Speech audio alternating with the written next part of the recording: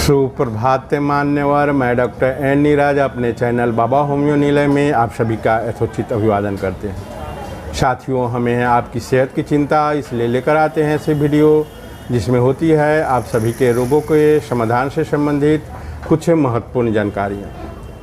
साथियों, आज हम लोग जानेंगे इस वीडियो के माध्यम से कि वर्षों पुरानी जो कान बहने की समस्या है या कान में दर्द होने की समस्या है, उसे हम चुटकियों में कैसे ठीक कर सकते हैं, बस कुछ उपाय करके। साथियों, यह वीडियो बहुत ही हम शॉर्ट में बना रहे हैं, आप पूरी वीडियो देखिएगा तो यह समझ जाइएगा।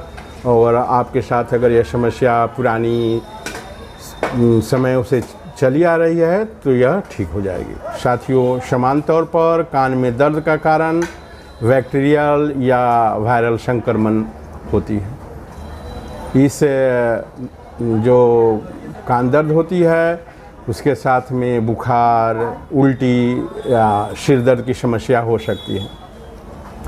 साथियों, कान का बहना, जिसे हम ओटोरिया नाम से पुकारते हैं, यह कान के वैक्स का एक रिसाव होती है जो आप सभी को, हम सभी के शरीर में स्वाभाविक रूप से यह वैक्स का निर्माण होता रहता है।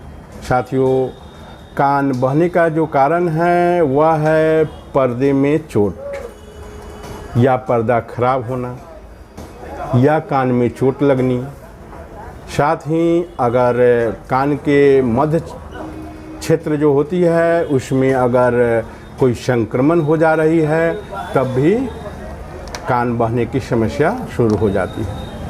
साथियों, कान दर्द और कान बहने की अगर हम कोई दवा नहीं लेना चाहते हैं, वर्षों पुरानी है, हम दवा ले लेकर थक गए हैं, तो थोड़ी सी अगर हम जो उपाय बता रहे हैं इसे अगर आप अपनाते हैं तो यह समस्या जो वर्षों पुरानी है वह चुटकियों में ठीक हो सकती है। ये बहुत ही अच्छी उपाय है जो मैं आज आपको इस वीडियो के माध्यम से बताने जा रहे हैं। साथियों, अगर कान बहने की समस्या बहुत ही पुरानी है जिसे हम बगैर दवा या कोई जड़ी वगैरह लिए ही इसे हम ठीक करना चाहते हैं, तो हम सबसे पहली उपाय कान को एक तरफ झुकाएं। जिस साइड में अगर राइट साइड का कान बह रही है तो हम राइट साइड में कान को झुकाएं, या अगर लेफ़्ट साइड के है तो लेफ़्ट साइड में झुकाएं। कान के रिसाव को साफ करने के लिए ग्रेविटी सबसे अच्छी उपाय है। ग्रेविटी ट्रीटमेंट इसके लिए सबसे बेहतरीन है। जिस भाग का कान अगर हम बहते हुए पाते हैं उसी साइड में हमको कान को झुकानी है। लेकिन अगर हम लगातार एक तरफ अपने सिर को झुकाएं तो हमें असहज महसूस हो सकती है, गर्दन में पेन हो सकती है। इसलिए इसका सबसे अच्छा विकल्प है कि हम बिस्तर पर लेटकर एक तरफ अपने सिर को झुका लें जिस तरफ का कान बह रही है, और उस साइड में हम तौलिए लगा लें कि जो कान से रिसाव हो वह तौलिए पर ही लगे। इस तरह से कुछ देरों तक अगर हम अपने सिर को एक तरफ झुकाते हैं तो कान से जितने भी रिसाव हैं वह निकल जाती है और कान बहने की समस्या कुछ ही दिनों में ठीक हो जाती है। साथियों, एक बात की और ध्यान आपको रखनी है, जैसे ही हम कान एक तरफ झुकाएं, कान का सारा रिसाव उस तौलिए पर निकल जा रही है, उसके बाद हम कान में 2 बूंद शुद्ध जो नीम के तेल होते हैं उसको हम कान में डालें। 2 बूंद मत, कि अगर कोई संक्रमण भी हो तो इसे यह नीम का जो तेल होता है वो ठीक कर देती है।